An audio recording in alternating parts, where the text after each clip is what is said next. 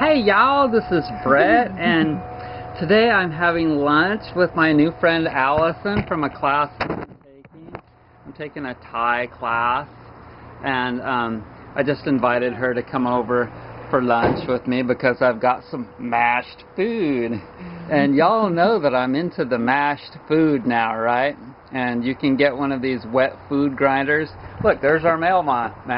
Hey. Hi. Hey, bro. How you doing? Hey, how's it going? Oh, FedEx. It's not the mailman. No, it's mailman in a FedEx box. Oh, cool. Cool. Whatever. Is it good? Brett Rogers? Uh-huh. All right. I hope it is. Thank you. You don't have a Carlos Espinoza, do you? Yeah, Carlos. Well, he used to live here. Okay. I guess I'll forward it. I can give it to him. He's still a friend. Okay, sure. Thanks, son. All right. Later. Okay, bye. Enjoy your day. All right. So anyways, we're at lunch, and we can't make this video for too long. I hope you can still see us both there. Does that look good? That looks good. I think so. Yeah. Okay, so we're taking a Thai class together for our continuing education credits, and you know, here in North Carolina, as in most states, you have to do around 24 every couple of years. And you know, I teach most of the time. I'm teaching the CEUs, but today I'm taking them. And so we're eating mashed food. And this mashed food was greens that I got at the farmer's market on Saturday morning. And last night I cooked it up, and then first I ground it, then I cooked it up, and then I put it in the food masher. And it's made by Premier, and I wish I'd had one of these machines years ago, because it's just like the Indians do with the grinder of the mortar and pestle. It grinds the food instead of trying to chop it a zillion times with a blade. And for certain foods, it's better to mash it, because then you don't have to add any water. You know, with mashed potatoes, y'all are familiar with that. You don't add any water, and you definitely don't want to add any dairy foods to it, because that'll clog your body. You're not vegan, are you? I'm not. No, okay. But anyways, some foods you don't want to water them down, and like some other foods like a smoothie, then sometimes you'll add water if you want to, or you can add juice or coconut milk or something like that. But for most vegetables, you don't want to add water. You just want to use like the water in the bottom of your stew or soup or something, and usually there's enough liquid in there for the food to just mash in this food masher. And you can find them on Amazon. I'm not trying to sell them or anything, you know. I just bought mine for $234.95, I believe, on Amazon. And so it digests perfectly.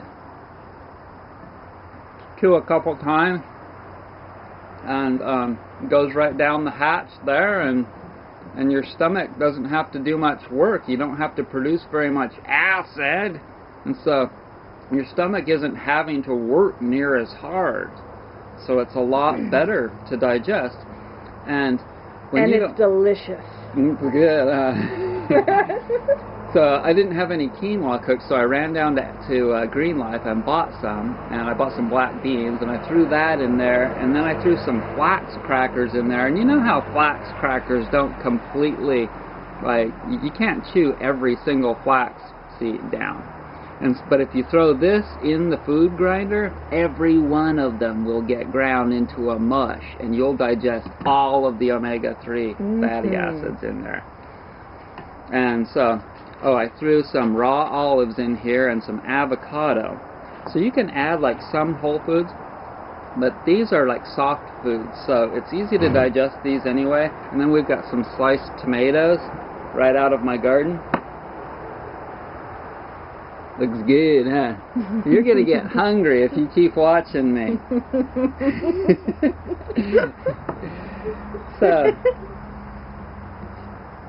anyways, we've got just a little bit more time, and I just booked up my 6th student for my October 27-28 Ashiatsu class, so there's only 4 spots left for any of you that want to take it. And check this out. I've got a girl coming from Spokane, fucking freaking Washington, flying here from the opposite side of the country for this one. Woo! I think that's the record. It's probably about 3,000 miles. So, man, my ego is going out the roof. But we have to keep it simple, because as soon as you become like an icon, then people start stalking you, you know? And, oh my God, George Harrison, he didn't want to be famous. And look, you know, I mean, the stress just got to him and he died. So what we want to do is just be naturalists and get off grid so that we can get away from all of the chemicals and all of the menagerie of society. And what you do is, in order to do that, is you gradually take one thing at a time. Like, say you're a party addict, so get rid of cigarettes first, then get rid of alcohol, then get rid of weed and dairy, quit eating, watching television, move to a nice area of the country, get away from the spouse that you hate. Do some yoga. Yeah. Yeah. So get away from the most extreme things and then start gradually introducing the things that you really desire to be connected to. And gradually you'll get healthy. That's all there is to it. Out with the bad and in with the good. Out with the bad and in with the good. And you all know what the bad things are, the extremist things that are really wearing you out, and what the good things are. So I don't even have to tell you specifics. So thanks for joining me, and I hope you have a great day. Mmm. Bye.